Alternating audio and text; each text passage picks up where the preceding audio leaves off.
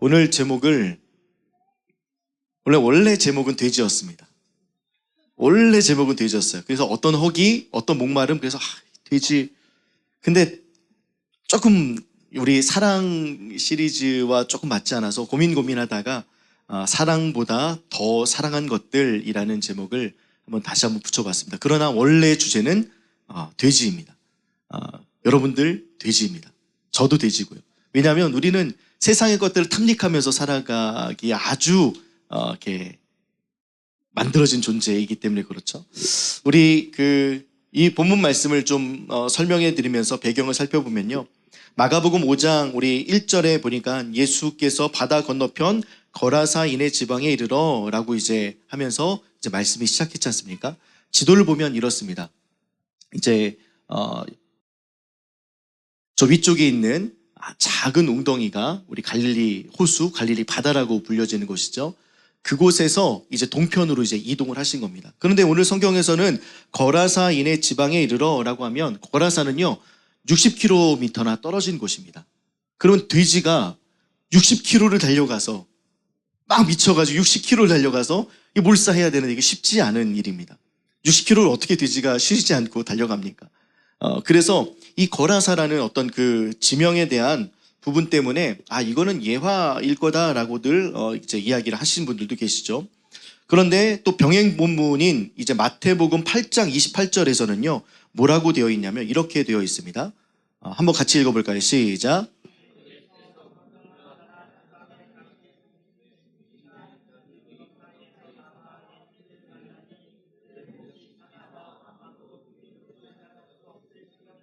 또 이 이야기를 들으면서 질문이 두 가지가 생깁니다. 왜 거라사라고 했다가 가다라라고 했지? 우리가 거라사 광인이라고 하면 한 명이라고 알고 있는데 왜 두 명이라고 그랬지? 성경이 그러면 비슷한 그 장면이 두 번 정도 기록된 것인가라는 생각을 할 수 있습니다. 그런데 이것은 마태복음과 누가복음과 마가복음, 공관복음 모든 곳에서 이 거라사 광인 이야기가 나옵니다. 성경을 볼 때는요 상호 보완적으로 읽어야 되고요.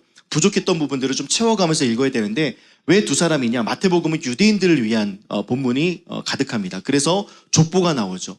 족보가 나온다는 것은요 이력서입니다. 그 이력서를 쭉 이야기하면서 너희의 조상이 누구인지를 생각해봐라 라고 하면서 다윗의 자손이신 예수로 오신 14대 14대 14대를 끊어가면서 다윗의 자손으로 오실 예수가 곧 우리가 십자가에 달려 돌아가신 예수야 라는 것을 알려주고자 유대인들을 위해 쓴 본문인데 유대인들은 무엇을 중요하게 생각하냐면 증거를 중요하게 생각합니다. 그래서 증인도 두세 사람이 세워져야 증인으로서 이제 역할을 감당할 수가 있는 거죠. 그래서 이 마태는요 두 사람이라고 정확하게 기록한 거예요. 그러면 마가와 누가는 왜 한 사람으로 기록했느냐? 예수와 대화한 사람이 그 거라사 광인 한 사람이기 때문에. 그래서 마태는 전반적인 상황을 보면서 두 사람이 나왔다는 것을 정확하게 기술하고 그 중에 한 사람과 대화를 나누었던 것을 마가복음과 누가복음에서 기록된 것. 그래서 상호 보완적으로 보았을 때 거라사에 있는 또 가다라라고 하는 지역에 예수님은 두 사람이 무덤에서 남았는데 한 사람과 이야기를 나누었다라고 보시면 될 것 같습니다. 두 번째로는요, 이 지명인데요. 예수께서 바다 건너편 거라사인의 지방에 이르러 요 거라사인의 지방, 마가복음과 마태복음은 가다라 지방인데 이 예수께서 바다 건너편 거라사인의 지방에 이르러 라는 것을 헬라어로 보면요. 헬레이스텐 호란톤 게라세논이라고 되어 있습니다. 게라세논이라는 말에 좀 주시면 좋겠고요. 이 게라세논을 해석하기를 거라사인의 지방이라고 한국어로 해석을 했던 것입니다. 그래서 거라사라는 아까 보았던 이 지명 여기지 않을까라고 사람들은 생각해요. 근데 이 게라세논을 어떻게 해석할 수 있냐면 남성 복수 소유격으로 계산을 이제 우리가 그 성경을 해석하다 보면 거라사 출신의 사람들, 거라사인들의라고 해석할 수 있어요. 그래서 오늘 이 본문 말씀 우리가 읽었던 본문 말씀을 보면 예수께서 바다편 거라사인의 지방 이것도 맞지만 거라사 출신의 사람들이 살고 있는 그 땅에서 그 땅에 이르러 라고도 될 수 있는 거예요. 그러면 약간의 문제가 해결됩니다. 거라사가 이 대가볼리에서 가장 큰 지역이었거든요.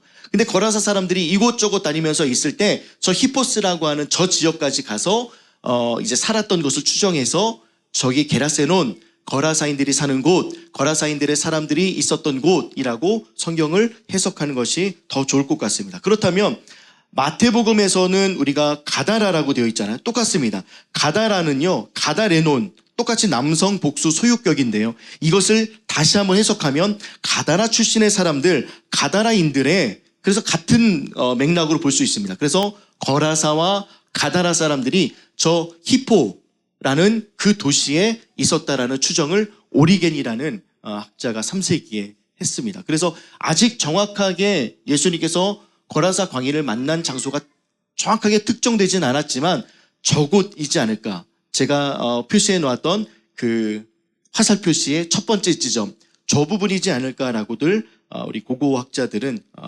이야기를 합니다.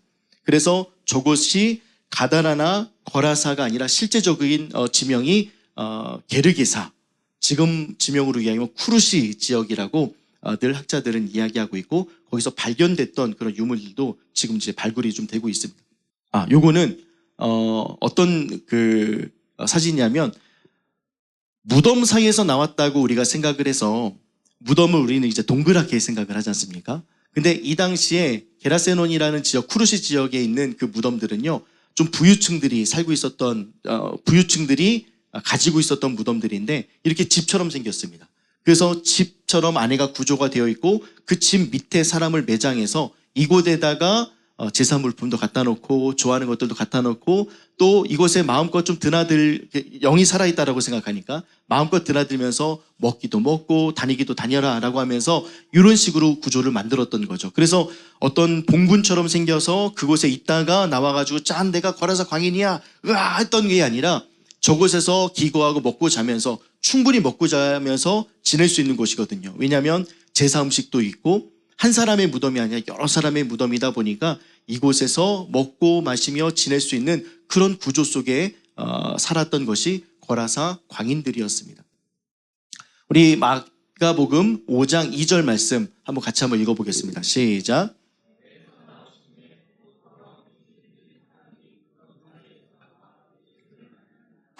이 본문을 좀 다른 시각으로 한번 살펴보고자 하는데요. 그냥 귀신 들렸다 내지는 귀신에 씌웠다라는 그 의미로서가 아니라 그 사람이 왜 귀신에 씌웠는지, 그 사람이 왜 귀신 들렸는지, 그러니까 귀신이 들렸다는 것은 하나님이 아닌 다른 것을 선택했다는 것 아니겠습니까? 하나님과 함께 연합한 상태가 아니라 다른 것과 연합한 상태를 귀신 들렸다라고 한번 표현해보고 싶습니다. 그래서 배에서 나오심에 더러운 귀신이 바로 이제 나옵니다. 더러운 귀신이 들렸다고 되어 있는데 이 더러운 귀신의 이름을 예수님께서 물으셨고 그 귀신의 이름을 얘기하기를 뭐라고 이야기했죠? 난 군대다. 나는 많다. 레기온이다. 6,000마리나 있다. 6,000명이나 있다. 라고 이야기하면서 나는 많다라고 이야기합니다. 많은 귀신이 그를 사로잡고 있었고요. 그래서 돼지떼로 가기를 청하여서 그렇게 허락하시고 그를 고쳐주시고 온전한 상태로 되돌려 놓았던 게 오늘 본문 말씀의 대부분의 이야기지만, 그러면 그 사람이 왜 귀신에 들렸을까? 그 사람이 왜 그렇게 다른 것에 흠뻑 취했을까? 왜 그곳에 묶여 있었을까? 왜 다른 것에 매몰되어 있을까라는 생각을 한번 해보게 되었습니다. 귀신 들린 사람의 뜻, 이것을 어떤 주석가는 뭐라고 이야기하냐면 하나님이 기뻐하지 않는 것과 연합된 상태라고 이야기합니다. 하나님과 연합되지 않은 그 상태가 바로 귀신 들린 상태. 그래서 귀신 들린 사람이라고도 표현하지만 그 주석가는 뭐라고도 표현하냐면 귀신을 가진 사람, 내가 놓지 않고 귀신을 갖고 있는 사람으로 표현합니다. 그러니까 내가 놓지 않은 것이 무엇인가를 생각해 보면 이 귀신 들림을 우리가 생각해 볼 수 있다는 거죠. 그래서 하나님이 기뻐하지 않은 것과의 연합 상태, 내가 붙잡고 놓지 않은 모든 것과의 연합한 상태가 바로 성경에서 이야기하는 귀신 들린 상태, 하나님이 아닌 다른 것에 붙잡힌 상태라는 거죠. 요즘 시대 사람들 보면 지금 이제 우리 뭐 중학생, 고등학생, 또 조금 더 이렇게 빨라져서 초등학생 교육 전쟁입니다. 교육이라고 하면 내 아들 뒤처질까봐 귀가 막 종긋합니다. 제가 함께 같이 이제 알고 지내는 18기에 그 황민철 목사님이라는 분이 계신데 그분이 기숙학원에서 일을 하시거든요. 기숙학원 담임이세요. 그래서 얼마인지 좀 궁금했습니다. 고3 이제 졸업 이제 막 시키고 대학을 많이 보낸다는 그 기숙학원의 담임이신데 물어보니까 1년에 5,500만 원 이상이라고 하더라고요. 연봉 이상이잖아요. 이건 쉽게 감당하지 못하는데 그곳에 가면 숙식 제공해 주지, 핸드폰 수거하지, 계속 그 아이의 맞춤으로 공부시키지, 그래서 막 열 몇 시간씩 공부시키면서 성적을 막 끌어올리는데 5천만 원 이상을 투자할 만큼. 근데 그거 안 하면 마치 내 아이가 도태되는 것처럼, 내 아이가 마치 피아노 안 치면 도태되는 것처럼, 내 아이가 태권도 못하면 도태되는 것처럼, 내 아이가 영어 안 하면 도태되는 것처럼, 내 아이가 수학 못하면 도태되는 것처럼, 이렇게 우리는 교육에 대한 열을 많이 올리고 있습니다. 교육을 붙잡고 있다 보니까요, 하나님이 아닌 교육으로 여러분들 방향을 들어서 그 교육이라는 무덤으로 가고 있습니다. 이 거라사 광인은 여러 가지 많은 것들을 가지고 무덤에 갔던 것처럼, 나를 살려줄 것 같은 것들로 인해 무덤으로 갔던 것처럼, 우리가 그 교육을 붙잡을 때, 교육에 사로잡혀 있을 때 그것이 나를 살려줄 것 같지만 결국에는 나를 무덤으로 이끈다. 또한 물질을 붙잡고 있는 경우도 있습니다. 물질, 얼마나 요즘에 소비가 많습니까? 이따가 제가 그 과소비 관련된 영상도 보여드리겠지만요, 물질 갖고 있는 것들이 있잖아요. 내가 소비하는 거, 모자를 많이 갖고 있든, 잠바를 많이 갖고 있든, 신발을 많이 갖고 있든, 금을 많이 모으시든, 주식을 많이 모으시든, 코인을 하시든, 그 모든 것들을 결국에는 내가 갖고 거기에 묵상하고 붙잡혀 있으면 오늘 성경 말씀에 본 것처럼 무덤으로 가는 겁니다. 거라사 광인이에요. 근데 놀라운 사실은 뭐냐면, 이렇게 붙잡혀 있고 소비를 붙잡고 불안을 붙잡고, 또 경제적인 불안, 미래에 대한 불안, 노후에 대한 불안, 자녀에 대한 불안, 정보의 불안, 기회에 대한 어떤 붙잡음, 인정, 만족, 비교, 그 다음에 성과, 결과, 계획, 시스템, 능력, 이런 것들을 붙잡고 거기에 대한 불안함이 있다 보니까 결국에 우리는 무덤으로 갈 수밖에 없고요, 거기에 매몰되어 있다 보니까 싸나워질 수밖에 없습니다. 마태복음에서는요, 이 거라사 광인들을 사나웠다라고 표현합니다. 쇠고랑도 풀을 만큼이나 사나워집니다. 사람이 하나님 아닌 것과 연합하다 보면요, 사나워질 수밖에 없습니다. 하나님과 연합해서 이야기하면요, 사람은 사나워질 수가 없습니다. 왜냐하면 하나님이신 예수가 그 거라사 광인 앞에 있을 때 그는 쇠사슬을 풀거나 그것 자신의 힘을 가지고 예수님에게 폭력을 휘두르지 않았습니다. 제자들에게 폭력을 휘두르지 않았습니다. 그는 잠잠했습니다. 예수 앞에 나오면 우리는 잠잠해질 수밖에 없고, 예수 앞에 나오면 우리는 사나워질 수가 없는 것입니다. 근데 우리는 주의 일을 하면서도, 또한 우리는 이곳저곳 많은 것들을 붙잡고 있으면서 그것 할 때에 아주 날카로워지고 사나워집니다. 이것은 예수 없는 모습으로 살아가는, 그래서 오늘 성경의 말씀과 같이 무덤으로 가는 모습입니다. 그래서 몸과 영혼을 망칩니다. 자신을 돌로 막 해한다고 하잖아요. 이와 같이 하나님 아닌다는 것을 붙잡고 가는 우리의 모든 행위들은요, 자신의 몸과 영혼을 해하고 상하게 만드는 행위입니다. 그 결과요, 가족과도 단절됐습니다. 이 오늘 본문 말씀에 있는 거라사 광인이 사는 지역이 어디였는지 아십니까? 누가복음, 병행된 누가복음 말씀에 보면요, 도시 사람이라고 표현합니다. 도시에서 있다가 변두리까지 갑니다. 이 사람이 거라사의 사람인지 아니면 가다라의 사람인지, 데카폴리스라는 10개 도시 중에 어떤 도시에 살고 있는지는 특정하지는 않았지만 도시 사람이다라고 이야기합니다. 도시 사람들이 꿈꿨던 것들은 내 노후마저도 잘 먹고 잘 살았으면 좋겠다. 내 노후마저도 괜찮았으면 좋겠다. 그래서 아까 보았던 그런 무덤을 만들어 놓고 내 노후마저 그곳에 편안하게, 내 인생 전체가 편안하게 살기를 바라는 마음으로 그 변두리 지역에 그처럼 꾸며놓고 있었다는 겁니다. 그 변두리 지역이 그 정도라면요, 도시 지역은 어땠을까요? 도시 지역에 나를 붙잡고 사는 것들은 어땠을까요? 더 엉망이었겠죠. 거라사 광인은요, 그냥 대표적인 사람이죠. 도시 전체, 데카폴리스라는 10개의 도시뿐 아니라 유대인 전체가 하나님 아닌 다른 것과 연합해서 하나님으로 떠나 있는 상태, 그래서 귀신 들린 상태, 하나님 아닌 다른 것에 붙잡힌 상태. 여러분들은 어떤 것에 붙잡혀 있습니까? 어떤 것에 허기를 느끼시고 어떤 것에 여러분들 목마름을 느끼십니까? 그것을 위해서 달려가는 모든 발걸음 속에 누가 찾아왔다? 예수가 찾아왔다가 핵심입니다. 그것을 붙잡았다가 핵심이 아니라요, 그것을 붙잡고 있는 우리들에게 예수가 찾아왔다. 누구도 찾아오지 않았어요. 그냥 그를 감금시키려고 했습니다. 쇠고랑에 묶어서 난동 부리지 않게, 쇠고랑에 묶어서 아무 짓도 못하게, 싸납게 행동하지 못하게, 우리를 두렵게 하지 못하게, 우리를 해하지 못하게 할 정도였지, 예수처럼 찾아오셔서 그를 고치려고 한 사람은 아무도 없었습니다. 그런데 예수님께서는 그와 같은 사람에게 찾아오셨던 거죠. 그래서 이 시간 이런 말씀 하나 좀 기억했으면 좋겠습니다. 나를 살려준다고 생각한 것들이 결국 나를 무덤으로 데려간다. 내 위치가 어디인가? 나는 아무렇지도 않은데요. 내 마음속에 아무렇지도 않은데요. 여러분, 그 상태가 혹시 무덤의 상태일지 모르겠습니다. 평안한 상태. 하나님을 떠났지만 내 마음 가운데 전혀 이질감이나 부족함이 없어요. 기도하지 않은데도 살아갈 수 있어요. 말씀을 읽지 않은데도 살아갈 수 있어요. 찬양을 하는데도 내가 살아갈 수 있어요. 예배를 드리지 않는데도 내가 살아갈 수 있어요. 전부 다 무덤의 상태입니다. 그 성경에서 정확하게 고백하는 것은 무엇이냐면 너가 둘 중에 하나를 선택해라. 우리는 그렇게 지음받았습니다. 중도가 없습니다. 하나님도 섬기고 세상도 섬기고 없습니다. 하나님을 섬기냐 세상을 섬기냐, 돈을 섬기냐 하나님을 섬기냐, 둘 중에 하나를 선택하라. 이게 하나님께서 우리를 창조하신 목적입니다. 그래서 예수께서는 이 무덤으로 데려간, 결국 나를 무덤으로 데려간 것들, 나를 살려준다고 생각했던 것들에서부터 벗어나게 하시고자 이 거라사 땅, 거라사인들이 사는 땅, 그 땅으로 하나님께서는 발걸음을 돌리신 것이죠. 영상 하나 볼 건데요. 참 의미가 있습니다. 여러분들이 어떤 삶을 영위하시는지, 어떤 허기로 살아가시는지, 어떤 목마름으로 살아가시는지 한번 보면 좋겠습니다.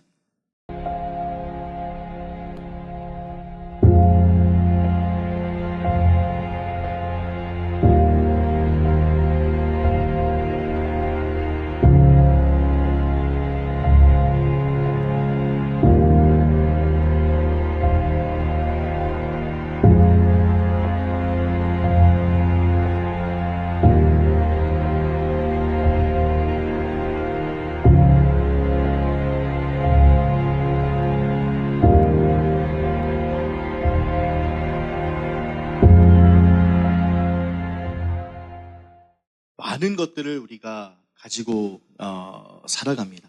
많은 것들을 우리는 소유하려고 합니다. 내 마음의 허기를 채우고자, 내 마음의 목마름을 채우고자 세상의 많은 것들을 소비하고 그것을 허비하면서 살아가고 있죠. 우리를 붙잡는 것이요 과소비만은 아닙니다. 하나님 아닌 모든 영역과 연합된 상태를 다시 한번 확인하라고 성경에서는 이야기합니다. 너가 연합된 상태가 무엇인가? 나와 연합하고 있는가? 아니면 세상과 연합하고 있는가? 이 땅과 연합하고 있는가? 하나님과 연합하고 있는가? 이것을 여러분들이 점검하는 오늘의 시간 되기를 주님의 이름으로 부탁드리겠습니다. 놀라운 하나님의 은혜가 있는데요. 아까 말씀드렸던 이 귀신 들린 자는 이름이 뭐라고 그랬죠? 군대였습니다. 6천 명이나 되는 군대는요, 꽤 큰 부대입니다. 이 군대 집힌 자, 군대라는 이름이 있는 자, 모든 사람들을 위협했던 자가 예수가 오니 두터운 벽이 무너졌습니다. 누구도 허물 수 없었던 견고한 벽이 무너지기 시작합니다. 예수의 등장 하나로요. 여러분들에게 사랑이라는 예수의 등장 하나로 여러분들이 조금 전에 보았던 소비, 여러분들이 조금 전에 누렸던 많은 허기들과 또 많은 목마름들을 예수 앞에 나온다면, 아니면 예수님께서 여러분들에게 다가가셨을 때 예수를 발견한다면 여러분들 그 모든 것들이 허물어지고 매듭짓게 되는 일들이 있습니다. 그 놀라운 일들을 우리는 사랑이라고 표현하고, 우리는 복음이라고 표현하고, 은혜라고 이야기합니다. 네가 이것을 정리하면 내가 너를 사랑할게. 이것을 정리하면 너에게 은혜를 줄게. 이것을 너희가 끊어내면 내가 너에게 구원을 베풀게가 아니라 그냥 다가가서 있는 모습 그대로 무장해제 시키는 것. 모든 무장해제를 시키고 하나님 아닌 다른 것들을 바다에 던지게 되는, 무덤에 있는 것들을 다시 무덤으로 보내게 되는 놀라운 역사를 경험하게 되었던 것이 우리의 구원의 사건입니다. 그렇다면 여러분들 그 구원의 감격과 사건을 가지고 지금 어떻게 살아가고 계십니까? 혹여나 예수 안에서 살아가고 있으면서 예수님과 함께 연합하고 예수 아닌 다른 것을 붙잡고 있다가 예수님을 만나서 결국에는 예수로 인하여서 1만 달란트 빚진 자가 결국에는 모든 것들을 다 하나님의 은혜로 고백할 수 있게 되었습니다. 그러면 그 은혜를 지속해야 됨에도 불구하고 우리는 다시 원래 방향으로 가려는 그 역관성을 따라서 갈 때가 있습니다. 하나님 아닌 다른 것을 붙잡으면서 가는 우리들의 모습. 오늘 이 본문 말씀과 오늘 이 내용을 통하여 다시 한번 그 옛사랑과 첫사랑을 다시 한번 붙잡는 우리 라이트하우스 무브먼트의 모든 하나님의 백성들 되기를 주님의 이름으로 축복합니다. 그 하나님께서는요, 에베소서 2장 1절부터 5절에서 이렇게 말씀하고 계십니다. 우리 한번 에베소서 2장 1절부터 5절까지의 말씀 우리 한 목소리로 읽어보면 좋겠습니다. 시작.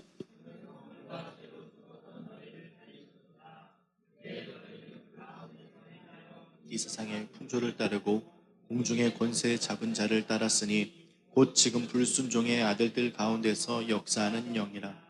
전에는 우리도 다 그 가운데서 우리 육체의 욕심을 따라 지내며 육체와 마음이 원하는 것을 하여 다른 이들과 같이 본질상 진노의 자녀였더니 긍휼이 풍성하신 하나님이 그 큰 사랑을 인하여